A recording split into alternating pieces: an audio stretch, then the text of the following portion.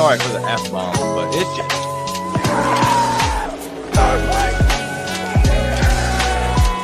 Oh my God!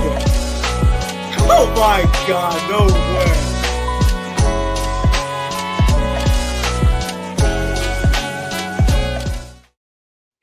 Welcome back to Back Porch Sports. I'm your host, Tristan, and I got the boys with me, K, Tommy, and B. How y'all boys doing? Doing good. Man. All right, I heard all three at the same time, but I'll take that as an excellent. We had some wild card football over the weekend. Also had some coaching firings as well. And then we'll, at the end of the show, we'll do an exercise basically putting what head coaches we think goes to which team. So we'll just get right on into it. First matchup on Saturday, should I say. Panthers versus Rams. Now, I don't remember our picks specifically. I guess I should have pulled that up. But I didn't pick the Panthers. I picked the Rams. But better game than I thought, for sure, especially from the opening quarter. It felt like the Rams were going to quickly take off with this game, but the Panthers had something to say about it. This was a back-and-forth game, and the Rams came out on top. I think that the better football team, in my opinion, came out on top. But props to the Panthers for a hell of a fight, I can't lie, in this football game. I don't know if any of you watched this game, but I watched all the games this slate. So, Tommy, you're shaking your head. I'll go ahead and pass this game to you. Yeah, man. I picked the Rams.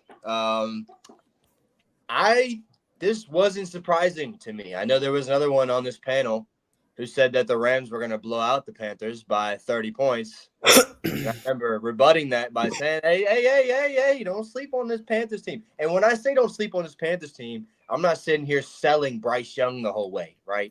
Who actually played pretty well. The defense is pretty darn good. And I think the defense kept them hanging around. I mean, I think the Rams made self-inflicted wounds. They had, mental errors and, Stafford throwing the pick and that, there were moments where it was like, do the Rams really want to win this game? But I don't know. I think that defense kept them in as long as they could. And I thought Bryce Young played an excellent second half. He was on the money. He was accurate. He looked confident. Jalen Coker, man. Who is this guy? Undrafted rookie. 9 for 134 in the first playoff game in Carolina in 10 years. Have a day, brother. McMillan played pretty good too. 5 for 81. Leggett, man. 4 targets, 1 reception for 8 yards.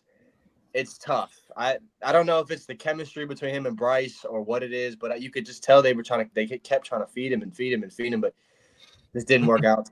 I thought this was a great game. This was a perfect welcome to the playoffs type of game. You know what I mean? But yeah. Now, am I mistaken with early in the game? Did the Panthers have a fumble on a punt or a kick return that was early? I felt like right then and there I was like, oh, no. Early, like I said, Puka was going crazy early. Felt like they couldn't stop that man. But actually, as you mentioned, Jalen Coker, he ended up, having more yards in the game than Puka. So they ended up slowing Puka down there in the second half, which was great. That defense – ferocious hits, especially all that hit on Devontae Adams on the sidelines. Killed that man. And it was a clean hit. It was. It was. Puka Nacua had 18 targets, 10 receptions. I think they did a decent job at keeping him in check. I mean, he had 10 for 111 and a touchdown, but he also had a big drop. He could have scored. Down the right sideline. Which is probably like the only time I've ever seen him drop anything. So that was that's when you really thought, like, are they in their heads? Like, is this just destined for them to lose? I don't know, but it worked out in the end. It's actually funny you brought that up because I remember texting in the group chat like, wow, that's a huge drop right there, especially, that would have put them up probably 7 more points right there. Big time drop there. And I love the way they use Puka. They move him all around the field, and they just find a way to get him open and give him the ball in space. And it's honestly incredible to watch. I know it's early in this playoff slate that we watched, but this shows me how far the Jets are off of these teams. Like, they're not even in the ballpark. Like, it was nice. It was very nice and a fresh breath of air to watch some good football this weekend. So, great game right here. For sure. Is anybody else? Kyle, Brandon, you got anything else on this game? I unfortunately was working, so did not see it. Delivering packages Amazon. At the beginning of this game, I thought it was going to be over. First quarter, it was 10-0. I was like, oh, it's going to get ugly. I forgot if the Panthers scored before they made it 17. I think it was 14-10 at one point. Yeah, it was 14-0, and then Carolina scored a touchdown. They went down and kicked a field goal and made it 17-7. But yeah, I mean, once it became a tie ball game, coming out of half, they went down the field, kicked field goal. As a Panthers fan, you start getting hope, and you're hoping, hey, let's shut down Matt Stafford a couple more times. I mean, they picked him off once. Yeah, once. Yeah, there was also 3 lead changes in the fourth quarter. Yeah, so, I was gonna say that. This is the playoff game you want to see. I mean, this is the whole part of the NFL. These teams are playing their hearts out to go to the next round and win a Super Bowl, and we got a good game out of it, and we got I would say hell of a weekend out of that. We absolutely did. We did. And I just want to say, I think the Rams can still make a lot of things shake in these playoffs, but I think the Panthers earned a lot of people's respect as a team. I think Bryce Young still could have had he still could have played better, but for him to get there's a few big drops too from the Panthers on that last few drives that could have kept the chains rolling. And then you had the Trevor Etienne. That was the punt return drop when they finally got to stop. They're getting momentum, and then he just drops it, and they end up getting a field goal, right? I think, or they didn't even score a touchdown off of it. So I think you're right. So but I think just him getting that first playoff start under his belt, you know what I mean? You probably won't be at home next year if you do it again. I mean, if you do, it's going to be winning the division. But yeah, the Panthers. They took a step in experience in this game. Actually, to kind of push back on it, might not be at home. I think they could take over this division next year. I mean, this is a sorry division. You got the Falcons, the Bucks. I mean, the Saints are a team that I kind of would. You said what? Yeah, Saints are upcoming back. I would say Panthers. Saints beat them twice, dude. I think the Saints and the Bucks are not the Bucks. The Saints and the Panthers are the teams to watch in this division. I think the Bucks are on the lower end. They just got rid of all their coordinators. They're getting all new coordinators this year, so they got to have some learning curve over there. And then in Atlanta, they're getting a new head coach. You know, they have some talent over there, but I don't see them being a factor. I mean, it could be, I guess, if they get like a Harbaugh or like a Tomlin or something crazy, but I don't see them landing either one of those. So, I think they played great, and they played their hearts out in front of their home fans, and I think that's all you can ask for, especially against I would say, a superior team in the Rams. A 10-point favorite, I think it was. Yeah, so you lose by 3. You had the lead in the fourth quarter as well, twice, matter of fact. If I was a Panthers fan, I'd be very happy, especially – I mean, let's all remember that the Panthers podcast that they had quit mid-season. Yeah. And then – they made a run. Now look at them. They damn near gave the Rams a run for their money in the first round of the playoffs. So, yeah, shout out to the Panthers. So, I would say one of the better games this weekend. And let's move on to the next game of the weekend, and it's Packers-Bears. And I thought this was honestly going to be top 2 games of the weekend. And I think the hype of it kind of was low. In the first half, the Packers were whooping their ass.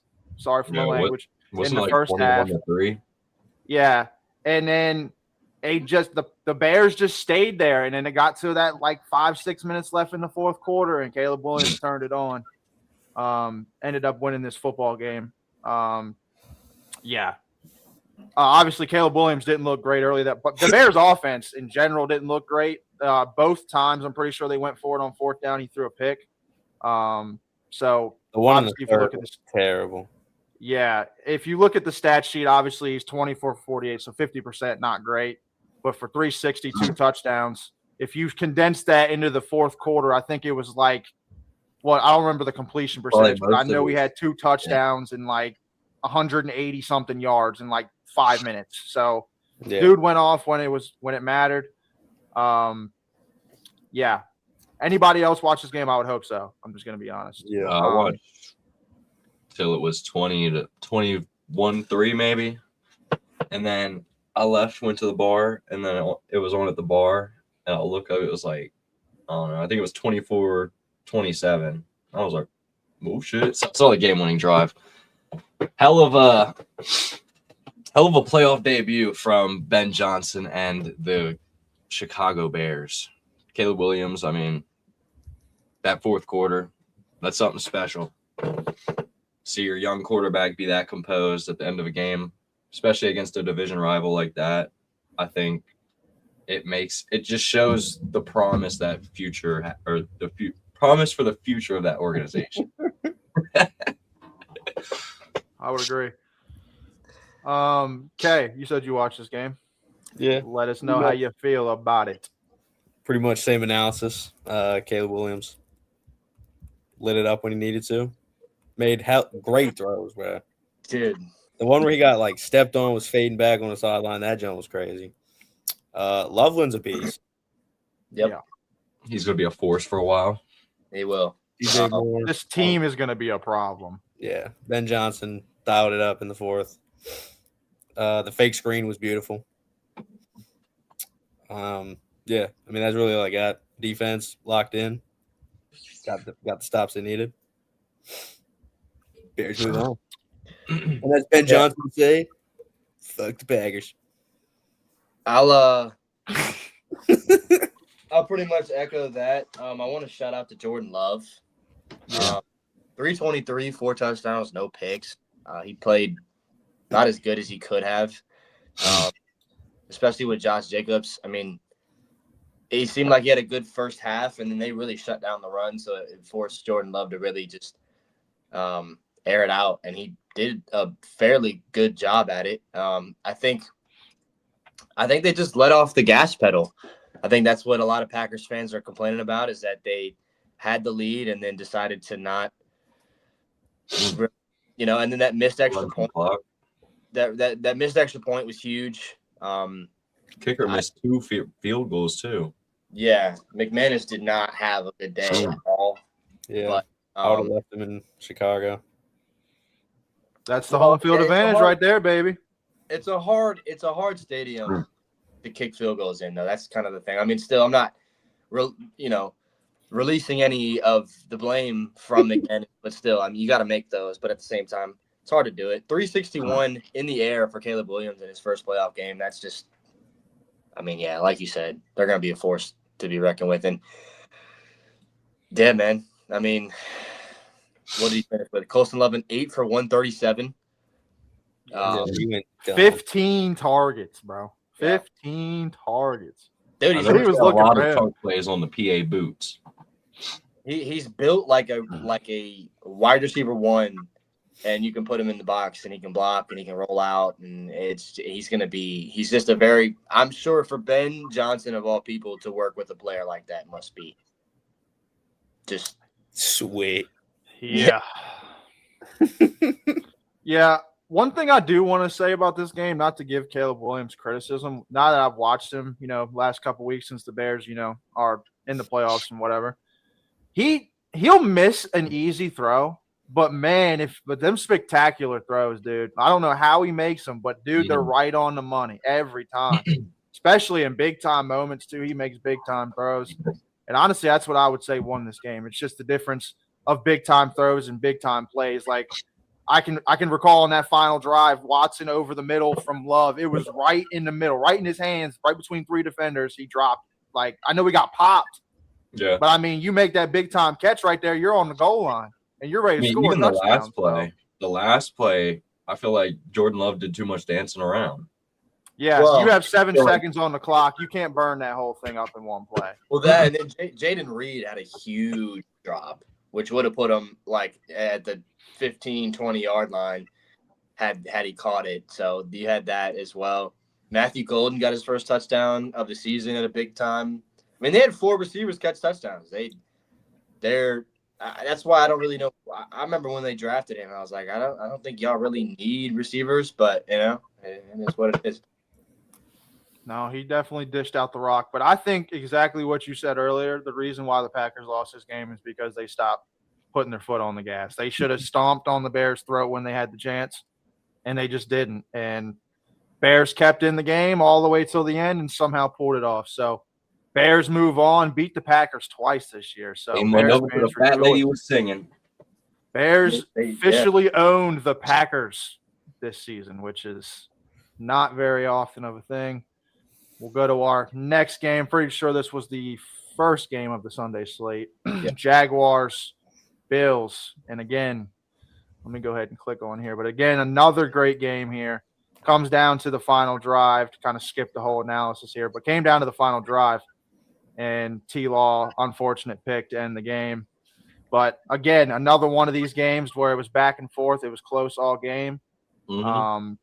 And primetime players make primetime plays, and that's what it just came down to. Just the difference of having Josh Allen and Trevor Lawrence. That's really what the difference was. So, Kyle, did you watch this game? Yeah, I would hope but so. not too in-depthly. But main point of emphasis I want to make on this, the tush push is lame as hell. That's all I got from this game. Josh Allen had a fucking 13-yard push push. 15-yard tush push, dude. That shit I is think what I see with that play, not to cut you off, like I'll let you have it back after this, but what I see with this is like I see like when they're about to hike it, he'll like lean forward. You know what I'm saying? I feel like that's bullshit. If like you're already getting momentum leaning into it, and then you got like two guys just running behind you, pushing you forward. So it's like you can't even stop that. Like I don't care if you line everybody right up in the middle, you're not going to get the momentum to stop that 3 times. I'm looking at myself and I'm saying like, why don't they just run this 4 straight times? They're going to get 3 yards to play, and they're going to get first down every time. Boop, bloop, bloop. They probably could. They could. So, sorry, I just wanted to say that. But I mean, Tre'Davious White, was out there making some big plays. Mm-hmm. I'm trying to think of something the Jags did that was like, I don't know, they beat up Josh Allen a little bit, but still lost. So I'll say that they held James Cook in check, which that would be the main thing I would say their defense did, which was a positive. Parker Washington, dude. And Brandon Cooks. Brandon Cooks was showing up when he needed to. Yeah, he was. And Keon Coleman had that one big play, catch for 36 yards, but again, didn't do anything else for the rest of the game. We're not going to talk about Shakir. Shakir felt like every pass went to that motherfucker. Yeah, he had 12 targets and 12 catches, 82 yards. That's solid. Impressive. Way to hold on. Pretty efficient from Mr. Shakir. Yeah. Well, I think 12 targets and catch all of them in a playoff game, that's huge. Yeah. I think the big emphasis, like everybody's saying, if you stop James Cook, you stop this team. They stopped James Cook. I mean, 15 carries, 46 yards. That's not bad, but that's not. He's expected to get like 90 at least. Yeah, and I mean, Josh Allen, 28 for 35, 273, and 1 touchdown. He did have 2 on the ground, obviously, but yeah, I think the Jags absolutely had a chance to take this one. I know Trevor Lawrence's both of his picks were tip throws, but I don't know how much you can really blame a guy for that. But it is what it is, I guess. Fair enough. Bills win a close one. Anybody else got anything on this game? I feel like we got this one pretty down. Bills face, what is it? Do they face the Broncos. Patriots next week? Or Broncos, sorry. Broncos next week. So that'd be a good matchup. All right. Next matchup. I'll start with B here since he loves these Philadelphia Eagles. It's his favorite. So take it away, B. This was my most happy game that I watched this weekend. Yeah, fuck the Eagles. Welcome to the couch. Fuck your back-to-back. And, yeah, welcome to Cancun. You love to see it. Talk shit all year. Now they're all sitting there just like us. Same boat. Love to see it. But now let's talk about the game. Yeah, George Kittle catches one pass and fucking tears his Achilles. That's crazy. Let's talk about that. So they lost to the beat up Niners at that. Ish. AJ Brown looked like complete trash. AJ Brown dropped. I can't even see how many targets, but he only had what? 3 catches, and I know he dropped at least 5 catches. So I was on hate watch this entire game. I can't lie. So Jalen Hurts, not elite. Also, I mean, Saquon Barkley, 100 yards, you know. Still pretty good. Saquon Barkley dropped a big first down. So, yeah, this is what's up, Action Jackson. Yeah, I think that might be the last time we see A.J. Brown in a Philadelphia Eagles jersey. And as a Redskins Commanders fan, it feels great. Watching him torch us for 100-plus week or for the past few years has been miserable. So now we just got to worry on Smith. Oh, that would feel great. So this could have a lot of implications inside that organization.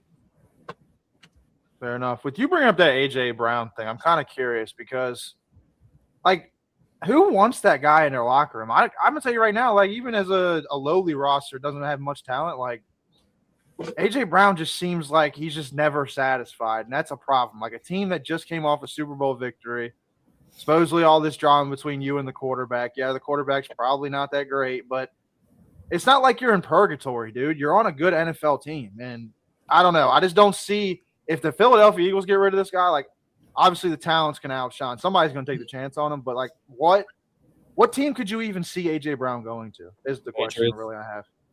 You really – I mean – I think the Tennessee Titans. Because Vrabel didn't want to trade A.J. Brown anyway. It's probably the Patriots. You're so right. Or the Bills. I mean, I think the Bills would trade a first for him. Chiefs? Nah, they got. I think the Patriots will do it. I think the Patriots have money. They need a number one weapon. But I mean, like, about Booty though. What about Diggs though? I mean, Trayvon. What's his name? AJ Brown. I'm tweaking. Yeah, AJ Brown. Bro, he's a beast. Yeah, he's good, but like, bro, he's available. Vrabel's picking that phone up. I hope not. I think Vrabel's the type that could, as weird as it is to say, handle the diva in AJ Brown, given that he's had him before and they have that relationship. I think, I don't know. I think that this was also just something that festered throughout the whole season. AJ Brown, I think he just wanted out majority of this year, but I don't think that's his style of ball. He wants to be the guy getting all the passes. Well, I think he could be in an offense where other people are getting it, maybe not as much, but as much as he is. But when they want to run the ball as much as they want to and tush push as much as they want to and be as defense oriented, I don't think he's a fit there anymore. Which, for my fantasy, I'm all for. But yeah, I don't know where he'll go. It'll be interesting. I think he'll chase a bag. I think the money. I think the Patriots is. I think my money is the New England Patriots. That just sounds right. I'm not gonna lie. So would not be surprised if that happens. He was posting that video of him with the Edelman jersey a while ago, and people thought he was getting traded to the Patriots. Then it's bro. That's the only place. I don't want that to happen, but it is what it is. We ain't competing anyway, so what does it matter to me?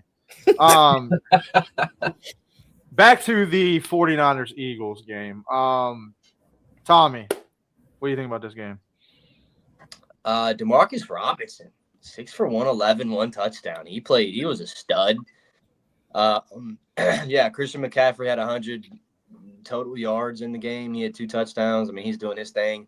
I saw Jawan Jennings was listed as a quarterback in the same draft class as Lamar and Joe Burrow, and So that's, and then he makes a 30-yard touchdown pass to CMC for a big-time touchdown in this one. So that was interesting. Craziest thing was he was ranked higher than like half of them. He was higher than he also has more passing touchdowns in the playoffs than – he has the same amount of passing touchdowns in the playoffs as Justin Herbert. Well, that's tough. You got Greg Roman. I mean, I get it's only for this year, but yeah, we'll talk about the Chargers later. Oh no, we've been down that boat before. I don't know. T just keep going. I can hear you. No, I am gonna pick whoever the Niners play against. So Seahawks. Going into this week, I think the Seahawks are going to handle business just like they did last, 2 weeks ago. But the loss of Kittle is huge, man. It is, and I'm going to go as far as saying that I think the better team won. I don't think the Eagles. I think the Eagles were good at all. They had the pieces. I mean, they were a good team. They're not. Yeah, I don't think. I think we see a Eagles regression here over the next year or two, or even moving forward past that. Quinyon Mitchell, the number one corner, was really kind of getting cooked a lot of this game by Marcus Robinson. So there was that. Yeah, I think, I picked the Niners and I stood on it. I think the Niners were the better team in this one, and they got the 4-point victory. Amazingly enough. Fair enough. I think a lot of people wanted the Eagles to lose, whether you're an NFC East fan or just an NFL fan in general. Yeah, you're just not stick them here and there to will.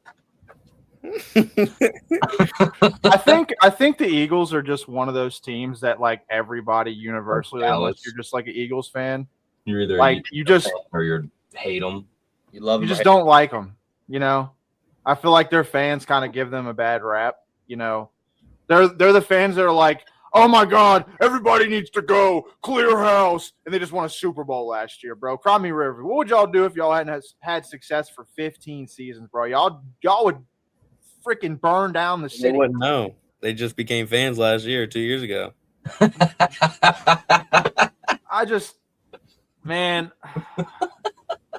I hate hearing a fan base, especially the Eagles, right? Like they just won a Super Bowl. You're gonna cry me river. Oh, y'all lost in the playoffs, bro. Like y'all don't even know what pain is over here, bro. But Action Jacks comes in. Tristan, you called every game right, man. You on fire. I mean, that boy just picked. Man. He's just picking favorites. I mean, I picked the Niners here. Were they not favorites? You picked the Bills too. I picked the bit.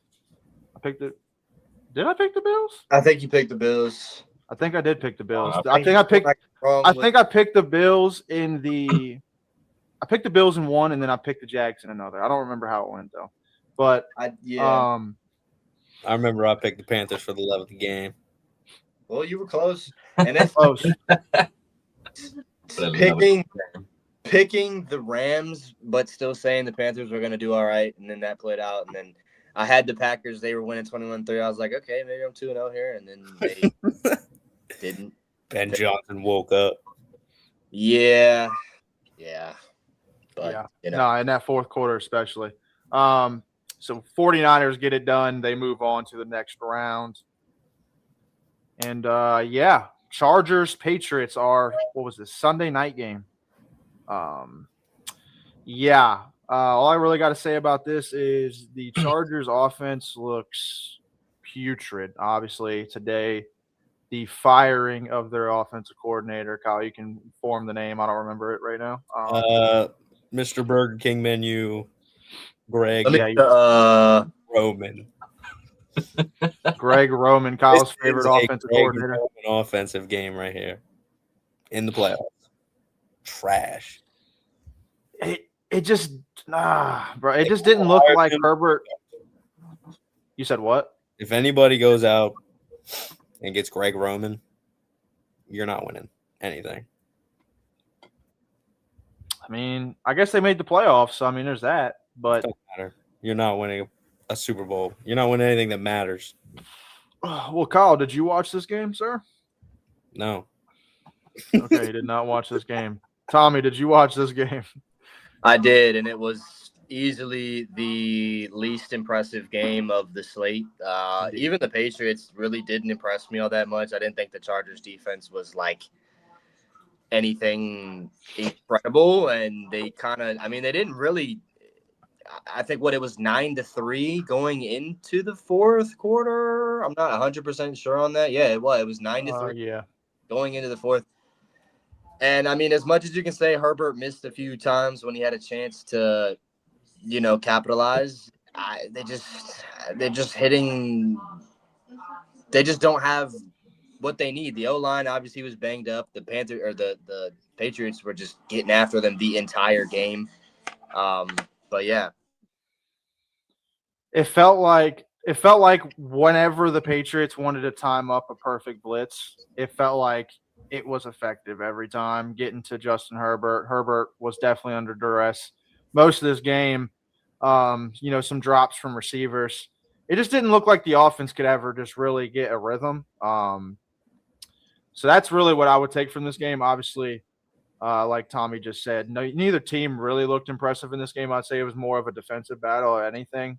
Drake May, I guess if you look at the stats, looked efficient, 17 for 29, 268, a touchdown and a pick.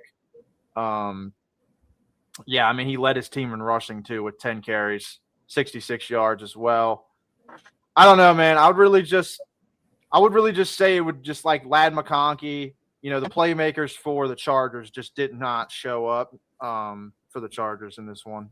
Gave them really no shot from the beginning, I would say, just with the lack of offense in general. So Herbert obviously leads with passing yards for 159 with 19 for 31, but then leads your team in rushing as well with 10 carries for 57 yards. It's just not a recipe for success. You got Kamini Vidal, 11 carries. Vidal, come on, man. Well, whatever, man. He stunk it up. 31 yards on 11 carries for 2.8 yards a carry. And then you had Amari Hampton, which was a first-round pick, if I'm not mistaken. Had one carry in this game for -1 yards. So, I think Omari and Hampton's obviously going to be running back one moving forward for that team, but he was banged up a lot of the season. Yeah, I mean, he was out for he came on strong and then kind of got hurt, I think, week 5 or 6, and then I don't think he ever really just got his feet back under him. But I agree with everything else, though. I think that team just wasn't – I really don't know how they were 12-5, to be honest with you.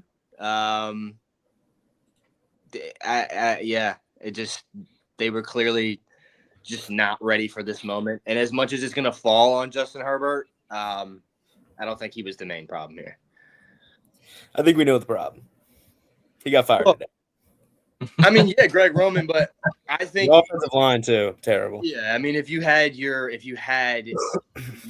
2 All-Pro linemen, I think it would have made a difference. Your stud running back, Alt and Slater. Yeah, Slater and Alt, yeah. And I think Omari and Hampton's going to be good moving forward, but they got to get that man some more weapons out there. You can't be rolling out the corpse of Keenan Allen out there right now. Like, who looked good at the beginning of the season, but they just dude, he's an older player. By the time this part of the season comes around, man, he's hurting. They got to get some players out there for him, especially at receiver.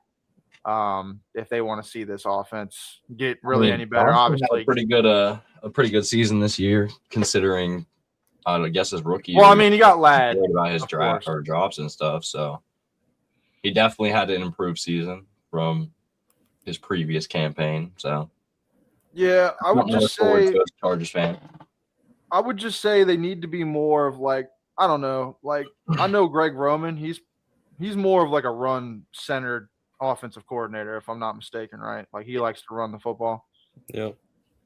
So I don't know, just maybe get a more pass-centric offense going here. I know I keep getting Jim and John mixed up, but you know what I mean, Jim Harbaugh out there. He employed hard. He likes running the football too, so it's kind of like a philosophy, I guess, of his. But I think you need to put the ball in Herbert's hands a little bit more. I think he's not being utilized to his fullest potential, in my opinion. So get that man some weapons. Obviously, his protection will be back from injury. Just hopefully that stays healthy for him. But Patriots, kind of win this thing easy. I'm not going to lie. So Patriots move on, and they play – I saw real quick though. I saw something that was like, you look at Herbert's 3 playoff games, and it's like the 31-point or 27-point blown victory, and the 3 points. I think there was another one in there, and it was like, every generation needs, a Phillip Rivers or a Matt Ryan, like a stud who just can't ever, get over the hump. And I think Herbert's talented. I still think he's I'd go as far to say he's a top 8. Top 7 quarterback in the league, but it just made, it's the pieces around him too. It just doesn't seem like they can ever stay healthy out there. Like it feels like the injury bug always hits them hard. So, got to get healthy out there for the Chargers. And we'll get to our final game of the weekend. And this was close almost all the way to the end. And then it was an absolute massacre. The end of Texans put old man Rodgers in the grave. Might have actually put the Steelers in the grave here. Oh my God. I'm sorry. I'm still here. So I don't know why. I don't know why this is doing this, but I'm back here. Action Jack is happy we're talking about his Texans, but Texans do exactly what I thought they were going to do. The defense just too much for this Steelers offense. Absolutely shut down every single part of their offense, I would say. I would say the success of this Texans team, and we were talking a little bit about this before we started streaming, C.J. Stroud, man. C.J. Stroud looked rough. And I know the Steelers defense isn't like, a slouch defense, but it ain't also, a great defense either. You got to show up in these moments. I mean, 21 for 32, 250, a touchdown and a pick. Doesn't look horrible, but if you actually watch the game, it just looked ineffective at times. Christian Kirk making his money out there for the Texans. I'll tell you that. 8 catches, 144 and a touchdown. Got Texans fans feeling really nicey. Really thought DK Metcalf, watching early in this game, was going to have a game here. Ended up kind of trailing off there towards the middle to the end of the game. Couldn't catch the ball. Obviously, Steelers non-existent run game. I would just say really the main thing for me with this game is that Texans defense might be one of the all-time defenses we're watching in history. Like defense could be so good it could lead them to the promised land. Just how good it is. Like I was hearing shit this morning. Y'all know Ravens fans. I mean, it was a little bit before y'all's time, but the Trent Dilfer Ravens early 2000s with that defense being so ferocious all the time. Yeah, so ferocious it led them to a Super Bowl win. Now, with the league that we're sitting in now, I don't see them going all the way and winning a Super Bowl like this if C.J. Stroud doesn't pick it up, but I mean, I think we're watching an all-time defense here for the Texans with that defensive line, secondary, aggressive, absolutely shut down Aaron Rodgers, probably in his last game in the NFL. So, yeah. Tommy, I see you shaking your head a little bit. What you feel about this game? I feel like I got a lot to say here. Last pod, I made like a joke talking about the Ravens would hang 40 on this team, and I never believed that we would hang. I think that if the Ravens beat the Steelers last week, I think we had a chance at beating this Texans team. But when you look at this game in particular, and I don't think I actually mentioned this, but as I'm watching, even like early on, I think this comes down to C.J. Stroud. This team will go as far as like the defense is going to do their thing. They're going to do their thing. They're going to fly to the ball. Jalen Petrie looks like an all-pro safety, dude. I think he's a safety corner. I think they put him really anywhere, and he's just wherever they want. He is just a stud, man. And obviously, you got the 2 edge rushers. I mean, we're not even talking about Derek Stingley here. Al Shire can get anywhere on the field. I mean, the defense, obviously, it's elite. But then you look at C.J. Stroud, and I mean, the way that they were beating this team, it shouldn't have been 7-6 late in the third quarter. Like, and there was a point where it's like, do you put Davis Mills in this game? Davis Mills went 3-0 for you, honestly kept your playoff hopes alive mid-season. At what point do you put Davis Mills in because C.J. Stroud just cannot figure it out? And not only is he not – I mean, I don't know. I don't have the stats in front of me, but I think he finished strong. But it got to a point where, not only are you not really moving the ball the way that you'd like to, but you're turning it over. I mean, some of those plays were just so forced. Their turnover differential was plus 17, I think was second in the NFL going into this game. And they had two turnovers in the first 24 minutes going into halftime, or maybe not halftime, but it just, I don't know. It seemed for a minute that the lights were too bright for C.J. Stroud, and I was going to be damned if they lost this game because C.J. Stroud couldn't get it together, because it was close there for a while. But, yeah, I think they laid the blueprint to how you beat this Steelers team, right? Because Zach Orr couldn't figure out how to stop Kenneth Gainwell in the flat. And, I mean, it was that easy. Every time that they would do the same thing they've been doing for 3 weeks on this winning streak that the Steelers have been on. You throw it in the flat, you let Kenneth Gainwell dance around, and then you have a new set of downs. They would fly to the ball, dude. They would barely get it past the line of scrimmage on those plays, whereas against the Ravens, they were getting first downs. And it was that's the blueprint. Keep going. Sorry. That's I think the difference is between y'all and the Texans. Unfortunately for you guys, y'all don't have the edge talent. rusher presence, I would say. I mean, your secondary, I mean, it's not terrible, but I would say just the basic on the defensive line. Aaron Rodgers knows against the Texans he has to get the ball out in 2.5 seconds. Like, he don't have 3 seconds to throw that football. He has to get it out. He has to look at his first read. If that first read ain't open, he's throwing a check down. Like, he has to, or he's going to get killed all game. But that's the difference between y'all and the Texans, I would say, mainly. Like, Aaron Rodgers against y'all, he could sit in there at certain plays 3, 4, 5 seconds and then look for a pass downfield.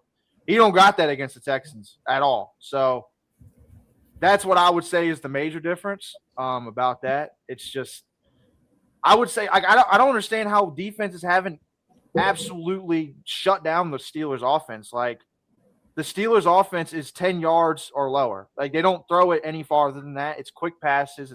Get the ball out of Aaron Rodgers' hands fast because he doesn't want to get hit, which I understand. He's a 40-something-year-old Honestly, this game kind of looked the opposite of that. I feel like every time I'm looking up at the screen, Aaron Rodgers is bombing the ball 40 yards down the field.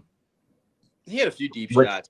It wasn't which was pretty crazy, but this game was closer than the score shows. Obviously 23 points scored in the fourth quarter for the Texans.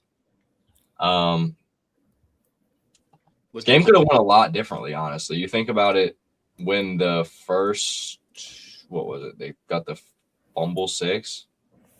Yeah, it was 10-6 when they got the fumble 6. So Pittsburgh could have went down there and easily scored, and then this could have been a lot closer. And then the pick 6 at the end to basically cap it off just made it look a lot worse than it was. But this could have definitely been a lot better of a game. Fumble 6. The defense stepped up when they needed to and got it done. Woody Marks, hell of a game. Scored a big touchdown at the end. Basically put it on ice. And then the pick 6 really put it on ice. Put the cherry on top is what I say. Who is the defensive coordinator for this team? I obviously know D'Amico Ryans probably has a big say in all these things. But Really good question. I don't even know. Why are we not hearing about him? Yeah. Hold on. We're not hearing a single name for what is probably, if not, the best defense in football. Matt Burke, who is in his 3rd season under head coach D'Amico Ryans. So Matt Burke is who you're talking about. Yeah, well, I mean, they are just using these pieces. And, it's one thing to have good players. Like, I don't know. I keep going back to the Ravens as a team I watch every we have good players, and I don't think they're utilized as well as they could be. Obviously, our D-line sucks. Marlon Humphrey. We traded him, bro. It's like, what? 7 sacks. Yeah, 7 sacks. Didn't have one all season. I still think, I don't know. Clearly, he wasn't, you weren't going to see fruition from him on the Ravens, but I still think the trade for Gilman worked out. But, yeah, I mean, it comes down to who is overseeing these people and whoever's. I mean, this obviously D'Amico Ryans is probably calling the overseeing shots, but this Matt Burke dude. I mean, whoever's calling. I mean, it's just incredible. Yeah. If you like defense, you love this Texans team. That's why I was so high on them this going into the offseason. I think the defenses are going to start prevailing. Obviously, you got this defense. You got the Seahawks over there in the NFC. They got a pretty scary defense over there. And maybe not on par with this defense, but pretty close.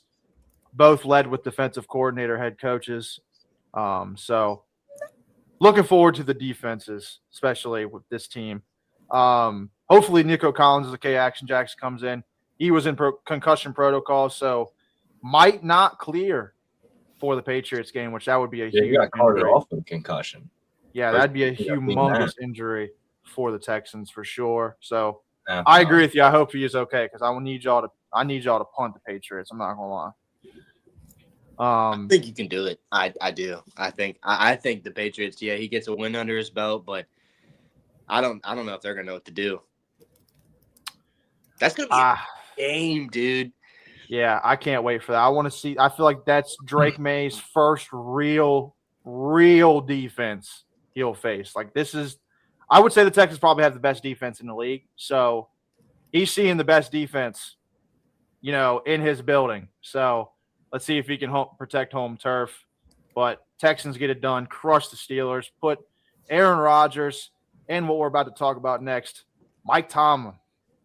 Mike Tomlin steps down as the head coach of the Pittsburgh Steelers. After the news last week, obviously they made the playoffs, beat the Ravens, and then John Harbaugh gets fucking canned from the Ravens. Now, Mike Tomlin supposedly steps aside after losing big against the Texans. I would say this is one of the crazier off seasons I've seen, especially for the head coaching market. I mean, you got 8 teams that don't have a head coach right now, and you have in the pool. I don't know what Mike Tomlin's playing. 2 Super Bowl champions. Yeah, I mean, you got Mike Tomlin that could be on the move if he doesn't want to coach this year. I don't think he will. I don't think he will either. I think he's going to TV. Also, I seen something that he's still under contract with Pittsburgh, so even if he wanted to go somewhere else, he has to be traded, similar to the Sean Payton a couple of years ago, if you remember that, when he got traded to the Broncos. That's saga. So, like I said, I don't think he'll be coaching this year, and I think we're all in agreement with that, but I think he'll be a prime candidate next year. He'll probably do a year of TV, and there will be teams calling him every single offseason. If he's willing to come back and coach, I'm telling you there's going to be teams willing to throw picks to get him as their head coach. And I know as a Jets fan, I'll give him a first-round pick, whatever. I'll give him something for him. He doesn't have a losing season. I'll take that. God. Dude, I've had 15 straight. I defend Mike Tomlin over John Harbaugh any day of the week. Mike Tomlin, I think, is a damn good coach. He overperforms with a bad roster. That's why they sit exactly where we're at. John Harbaugh underperforms with a great roster, and that's why we sit where we're at. And there's a difference between those two coaches. If I'm picking one, I'm going Tomlin all day. And that's I hate saying that. Harbaugh's, as much as he's pissed us off, I mean, he's still my guy at the end of the day. But is he your guy though? Because y'all just no, not my guy. Y'all just tossed him in the trash. I mean, rightfully so, dude. Did you see the dude?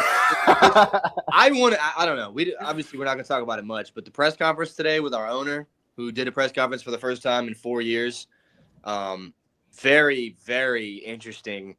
I think his stock with me just is sky high. I mean, he touched on every. Scotty.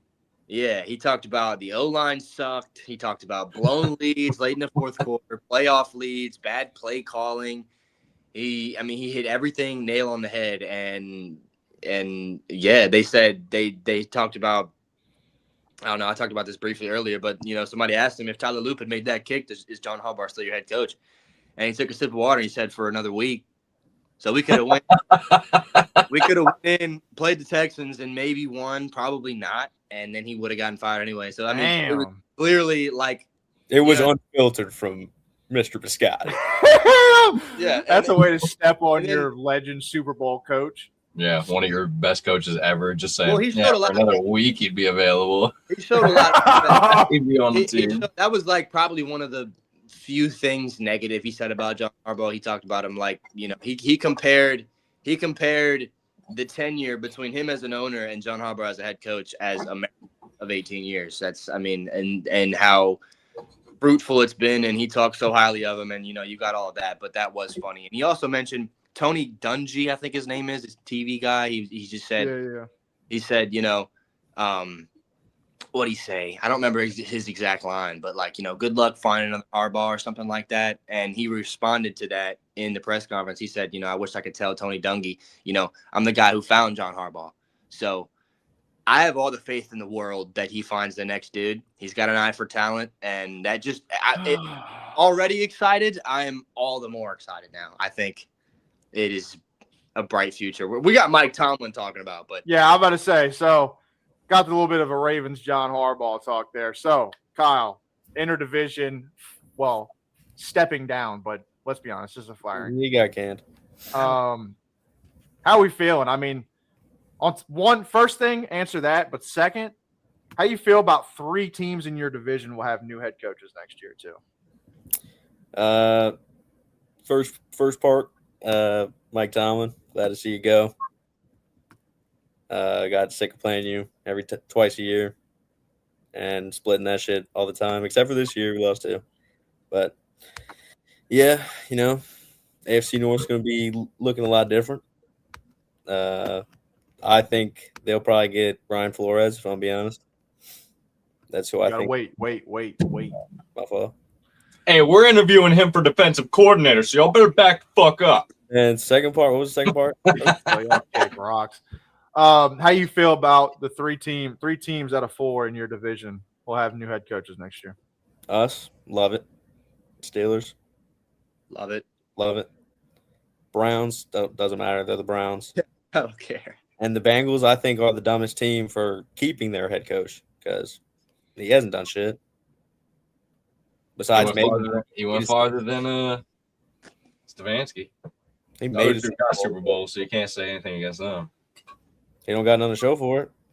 I don't know, dude. When are we going to stop grasping to that? What was that, 2021? Yeah, I mean, they should can him. Yeah, I mean, when are we going to stop grasping onto that Super Bowl appearance? I mean, that was 5 seasons ago at this point. Like, I think it's time to give up on that. A Super Bowl appearance 5 years ago. I mean, it's like so B, you're telling me, so like y'all made it to the NFC Championship game, right? So like y'all have another 3 shit seasons. Y'all gonna be like, nah, we gotta keep Dan Quinn because we made the NFC Championship 4 years ago. Probably what's gonna happen. You can't do that, bro. But what I hear from them we're going right now. Yeah, what I hear from the Bengals though, I mean, we're going all over the place with this, but Mike Tomlin's the main thing. But with the Bengals, I heard that Jamar Chase and Burrow and T. Higgins were a main factor in wanting to keep Zach Taylor, which I agree with you, Kay. I think it's a I mean, when you're spending 75% of your cap space on those 3 players, they have a lot of impact on what goes on in that organization, I would say. I think it's stupid they pay that much cap, especially Joe Burrow. Players. You want to fire anybody, go get the GM. I mean, he's the one who's paying he's the one who's making these deals. So I think they need to go down a similar route that I think y'all need to go down, and they need to fire their offensive coordinator, head coach. I think they have a good enough quarterback to where if they hire a decent to above average offensive coordinator, they need to go get like a Saleh or like a Flores, like you mentioned. They need a defense, dude. Their defense is sorry as shit. Yeah. So Burrow can put up 30.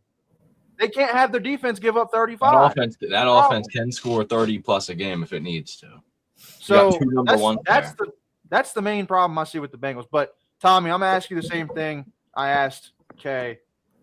How you feel about this firing? And then 2, how you feel about 3 new head coaches in your division? I think it would have probably been better for us in the short term if he stayed, because you would have got. I mean, they're not gonna be great. They're gonna split with us once a year, and we'll beat them to go to the playoffs next year because that's just what's gonna happen. But I think a new coach is better for them in the long term because they're gonna get a new system in. They're gonna tank the way they've needed to for like the last 5 years. and they'll finally, I think, in like the next 3 to 4 seasons, maybe be at a better place than they are now. What do they finish, 10-7? They'll be 10-7. Something like that. They'll be a 10-7 team that can compete. They're always a 10-7 team that's gonna get smoked in the first round. Maybe in 2 or 3, maybe 4 years, they're a 10-7 team that actually competes. So I think it'll be better for them long term. Yeah, I guess looking back, I mean, hindsight is obviously it's all different in hindsight, but it felt like Tomlin. I guess I just had somewhat of a small gut feeling that he might go. Because, I mean, it's like Harbaugh leaves. It's like, is it my time? That's why I feel like he did step down. I think if he wanted to stay another year, they would have let him. Because even as many games as you've lost, I mean, he's the longest tenured head coach, probably one of the longest tenured coaches of all time. So, if a guy like that. And he's on a history record right now for it's not getting you anywhere past Wildcard Weekend, but I mean, how can you fire a guy like that? I think he stepped down because he is going to take a year off next year, and he's just like, look, man, I just need a break, and I don't blame him. You've done the same exact thing for like the last 10 years. I mean, I'd be ready to be done. So, where do you think the Steelers? Like, I know we have the exercise next, which we'll get to here in a second. Because if he's saying he's stepping down, right, and like you said, if it's more of like, I just need a break. Who do they hire? If they really legitimately think it's a break, right? How do you go out and hire somebody? You're just gonna have to promote somebody until he gets back, right? I don't think he comes back to this offense. I don't think he's gonna go back. No, I don't think so either. But if it is like that, that's why I feel like it's more of like we'll put out the nice statement and make it look like it was like you stepped down, but this is actually like we're firing you, dude. Like, we can't keep doing this. Like, we respect you. We want to make it out like we're putting it out in a respectful way, like it's your choice. But I think he got fired. I agree. And I think, like I said earlier, next year, like, he's going to be the top candidate next year. Like, somebody's going to need him. Somebody's going to want him, and he's probably going to be traded to another team next year. So, B, how do you feel about this firing? Then we'll get into the next thing. I've never had a head coach that was tenured that long and actually good every single year. So this to me would be like, I don't know. I don't even know what this would be in my situation. Like, I'd be heartbroken if this was me, but I mean, I understand. Like, you've made it he's 0-7 his last 7 games in the playoffs. So I guess it is kind of basically like a Harbaugh thing. Like you guys said, the message got stale. And yeah, so I think he actually did step down, though. I do too.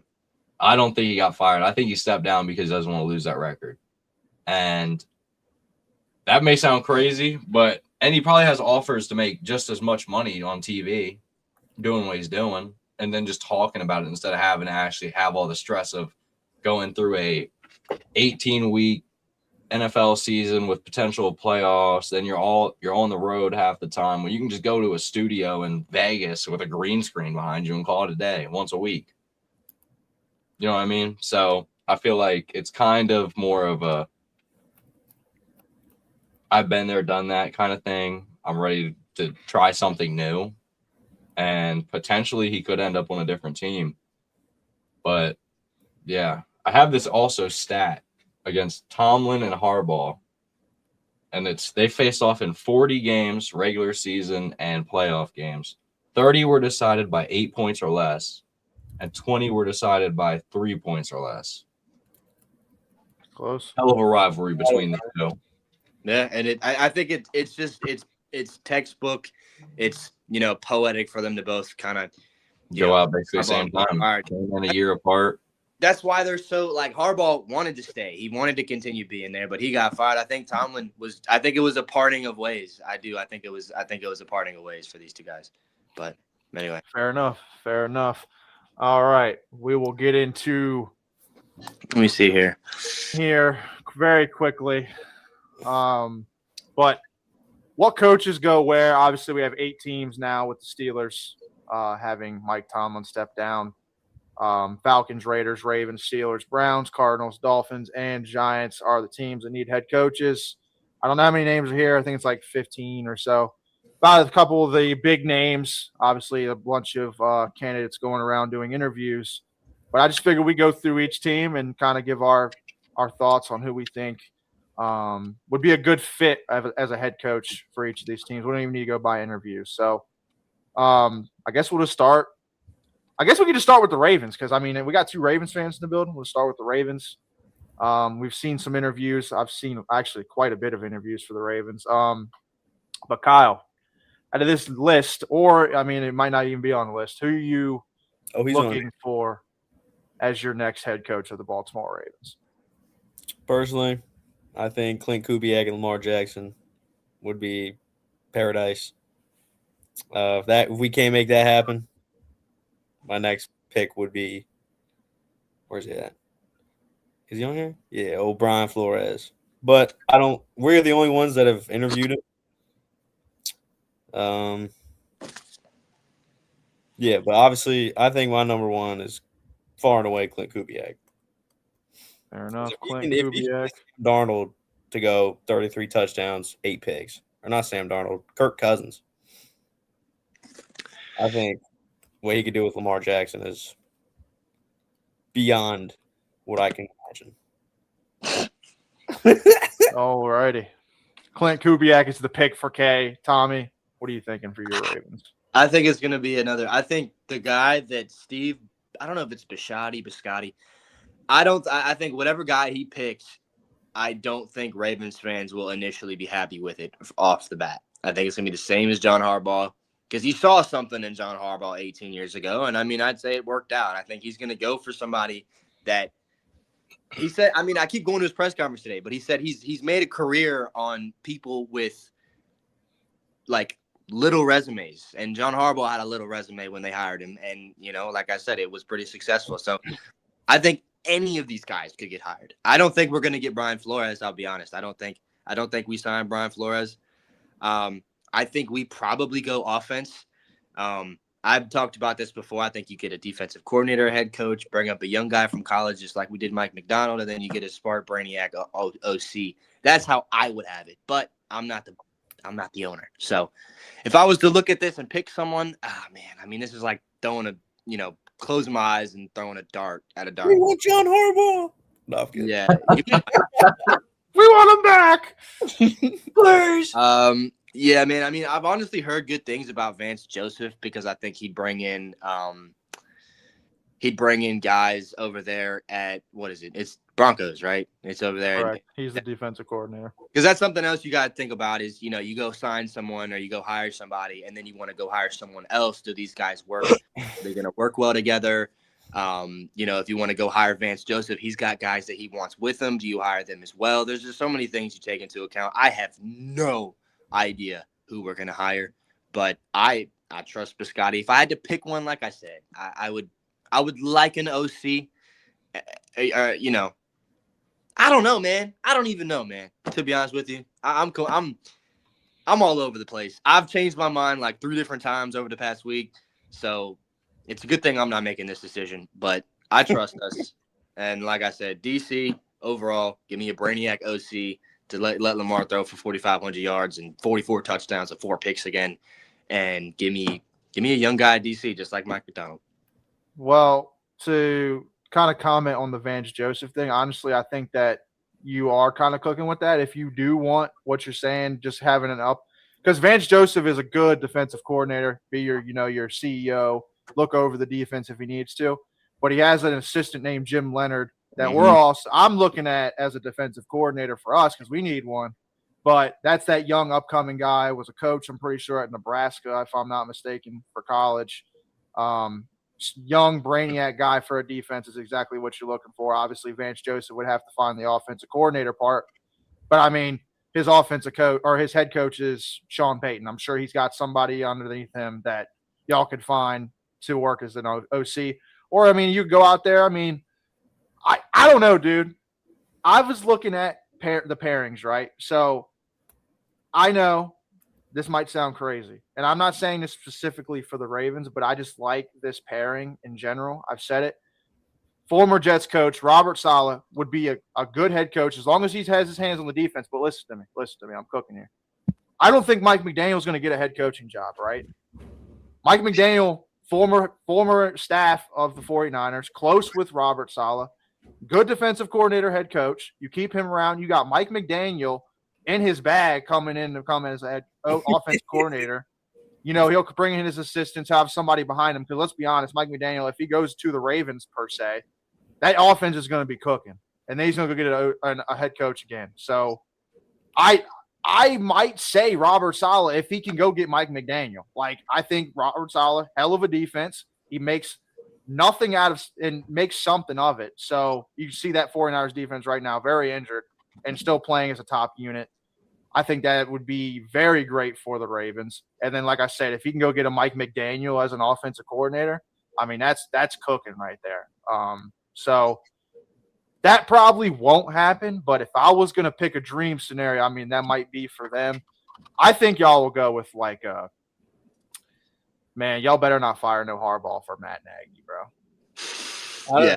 I haven't even seen. Did we interview him? Yeah. We've interviewed him.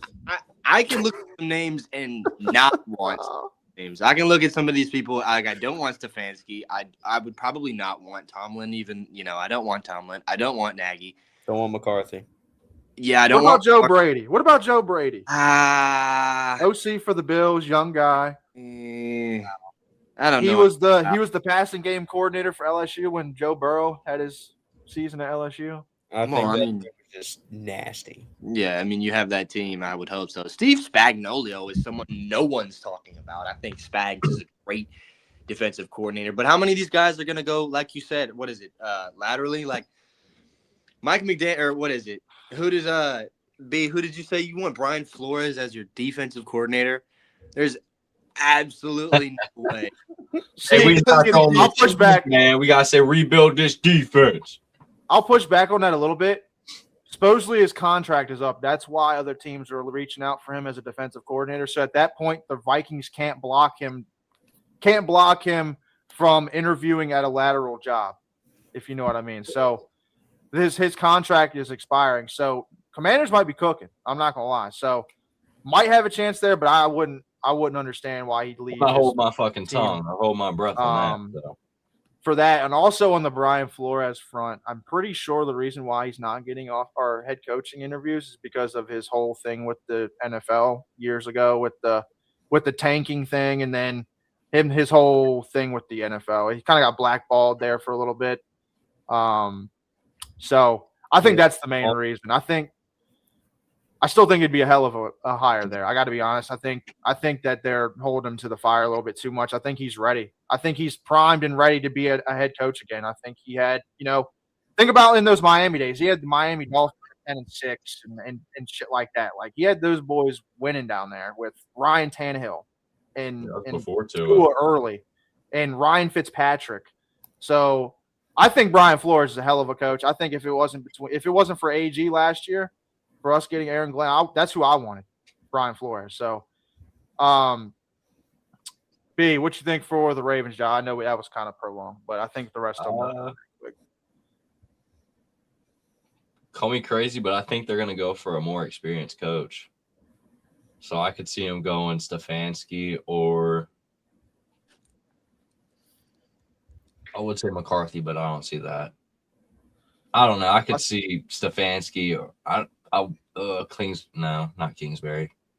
Yeah, I think Stefanski's probably the best bet for them. I don't think it's your best option, but I think that's what you're going to do. I think you're going to go most experienced head coach out of all these people. Matt Nagy is a coach of the year, but no. And I think if y'all fire Harbaugh for Matt Nagy, I will clown you guys on this podcast every week. I'm honestly hoping whoever you'll get is kind of shit, so then you can feel our pain for a little while. Oh my god! So no, I think Stefanski. Then I can say, "Damn, you should have kept Harbs." But just to kind of just briefly, I think the spectrum of coaches that I think he could go get anyone. I mean that when I say anyone. It could be experienced. It could be no I'm head. telling you, this is a very high sought after head coaching job. You have It is. Lamar Jackson sitting there. You do. Who And doesn't then want to coach Lamar will be in. He will have a huge say on who we hire. So Mhm. I could see y'all going out and getting Mike McDaniel low key. Someone's going to cook up the offense, which would be crazy, but I don't think he's head coach material. No, see, that's my thing. Like, I don't think he's ready to just jump into another head coach job. I think he needs like a year or two to really cook and learn from what he learned or learn from what happened, should I say, in Miami. I don't know. They went on a run at the end of the year. I don't care.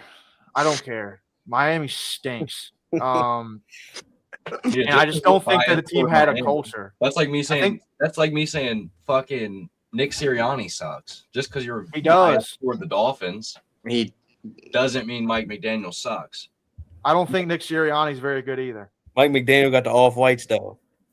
Nick Sirianni's an offensive coordinator that can't keep his players in check and doesn't have a good offense. So what does He's got a Super Bowl under his belt, so I would hope he does have a Super Bowl, but more than any of our fucking. I just don't. I never thought I would hear B defending a Eagles coach, but that's what I'm saying. It's just like that. Like, I mean, Sirianni's got a Super Bowl. I don't know. But all right, Falcons. What are we thinking? I don't think they're going to get anybody of significance, in my opinion. I think they go Stefanski. I have a weird gut feeling they go Stefanski. I was going to say Kingsbury. All right, so we got Kingsbury, we got Stefanski. I think they'll go like – I'm looking at this list right now. Who's their head coach right now? No. They don't have one. Didn't Arthur Smith just – No, it's it's Raheem Morris. Yeah. Bro, you're a few years behind, B. I was gonna say, didn't he just interview there? Or did he interview with Tennessee? I'm not sure. I think they have to go OC, right? Personally. I'm pretty sure they were like one of the first teams that interviewed Harbaugh. I don't think they'll get him personally, but I don't know. Robert Saleh really sticks out to me here. I don't know why. I know I just said OC, but like they have some defensive pieces, young defensive pieces there. You know, they got, a young quarterback. I don't think it'd be a great move, but I think Robert Saleh is going to be on the, one of the top echelon coaches in this cycle again. So that, or I don't know, Cliff is kind of sticking out to me as well. I'll go with Cliff Kingsbury too. I'll say that. Screw it. They got a young quarterback in Penix. They'll try to develop him. I know he's had a lot of injuries, but they got to try. I guess they have to now. Yeah, they do have to try. I have no idea. They don't have a first round pick. So we got to pick somebody, B. Anthony Weaver.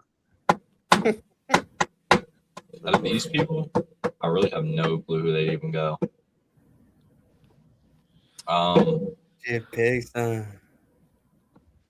Joe Brady. Joe Brady is going to the Falcons, according to B. All right, we got the Raiders, got the first pick. Obviously, probably go Fernando Mendoza. They definitely have to go offense here, for sure. Coming off John Harbaugh. No. Harbaugh's I think I know where John Harbaugh is going, but I don't think this would be it. Maybe like a Clint Kubiak would maybe go here. Get a young first overall quarterback in Mendoza. I don't think the Raiders get somebody who hasn't already been a head coach, because I think this is going to be like if you haven't been a head coach and you go to the Raiders, you're going to be miserable. You're going to get fired next year. Yeah. I think that applies to anyone, because I mean they just put the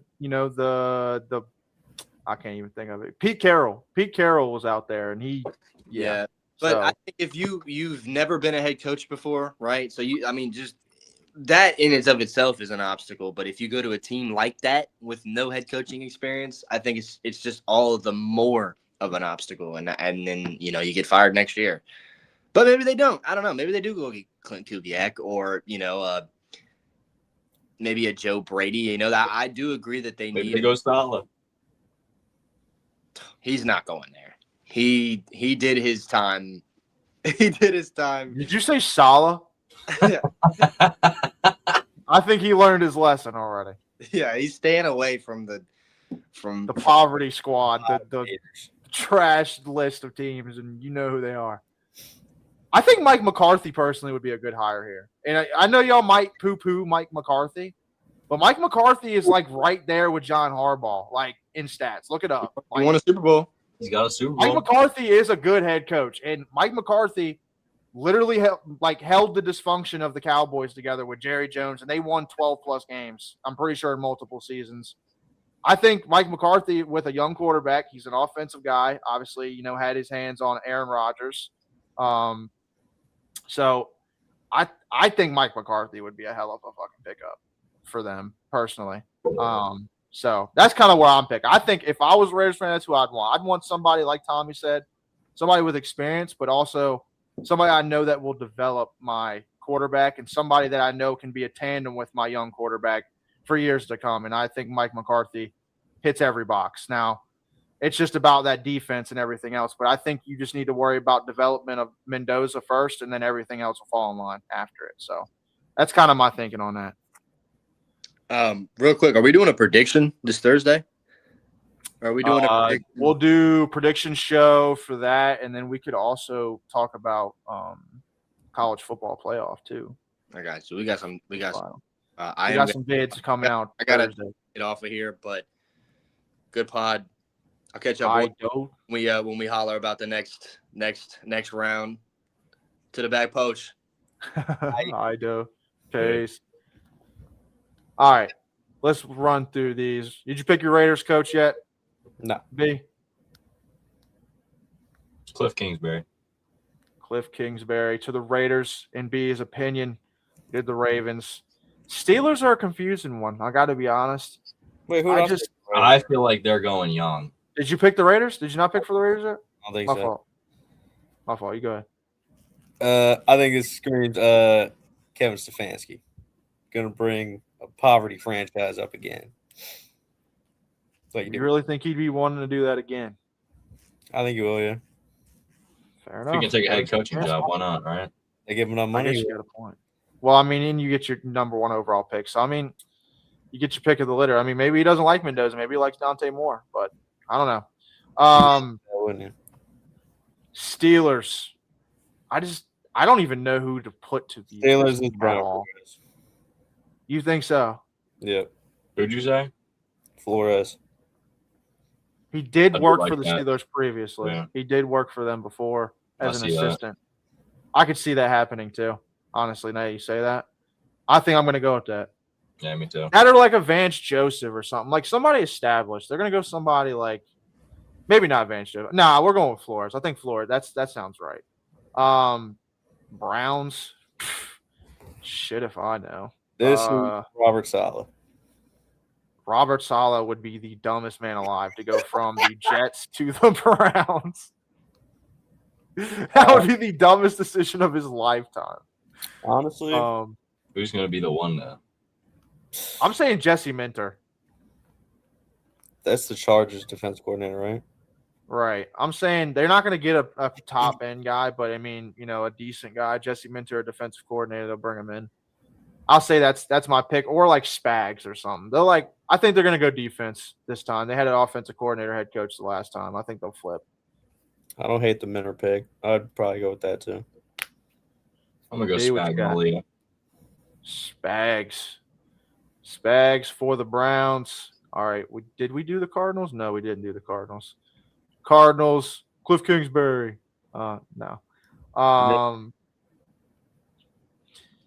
don't know for this one either. I don't feel like the Cardinals might be the worst job on the list.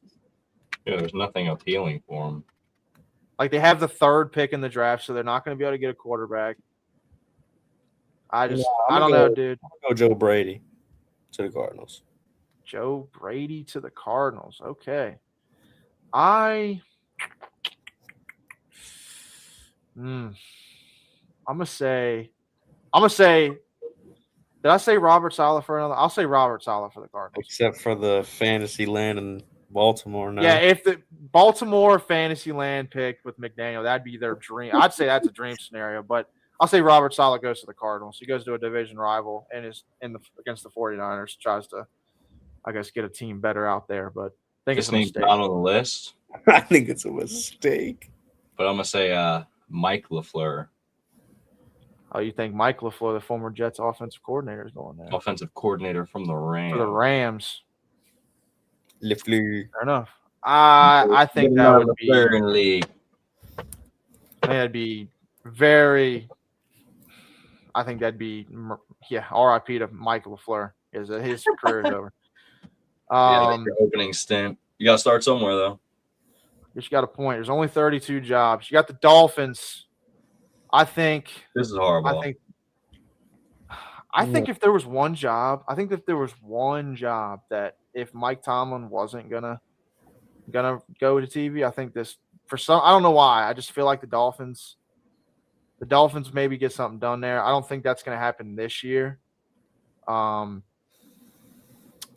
don't see them getting anybody good either. They really don't have any. They're gonna have to either sit on Tua or get rid of them. They're gonna have to eat a cap on that. They're going to get rid of Tyreek. They're not going to have talent there. They're just going to have Waddle. I mean, you got A-Chain. I don't think the Dolphins are a very good team. I think this I'm going Vance Joseph. Vance Joseph.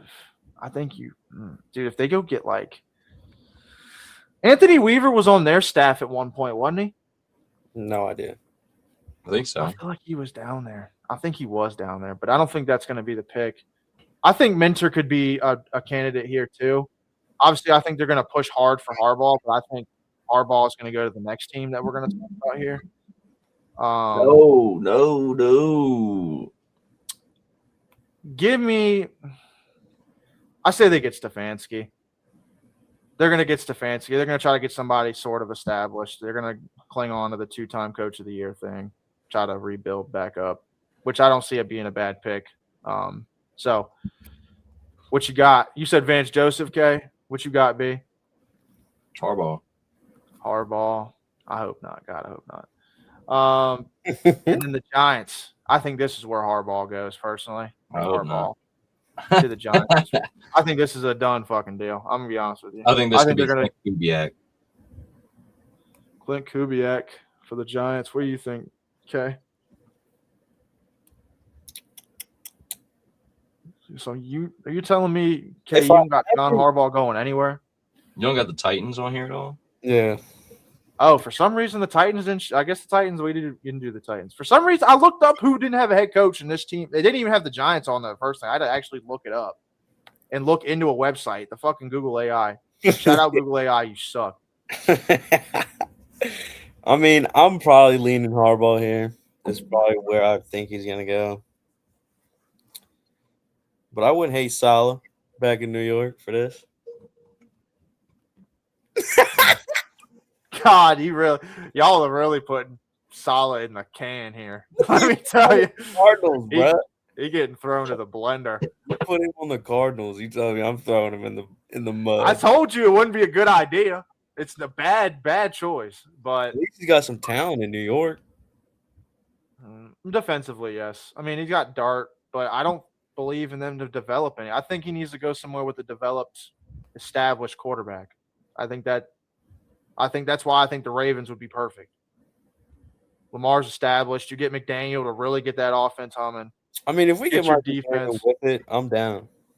You get that defense fucking – because I'm telling you right now, Saleh, no matter what he had on our team, he still had a top-end defense. Our defense was always still pretty decent. So I think that would be a great matchup. But since I didn't put the Titans on here, sorry to the Titans for some reason.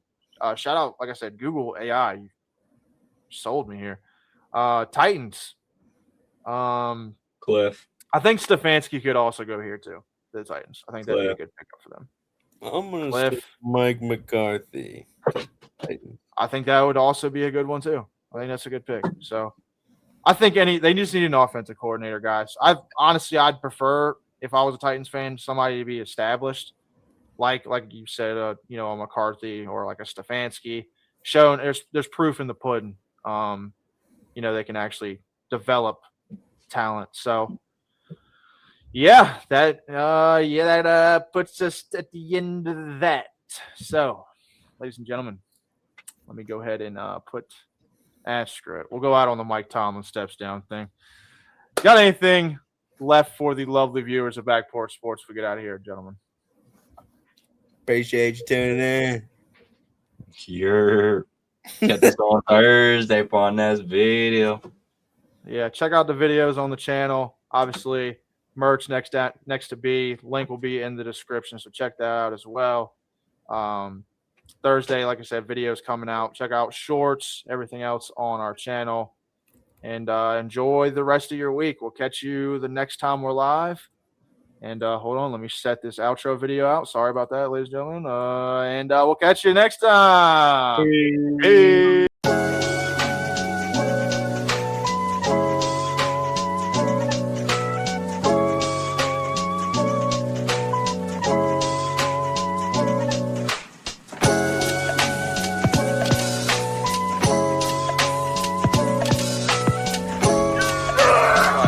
Sorry for the F-bomb, but it's just.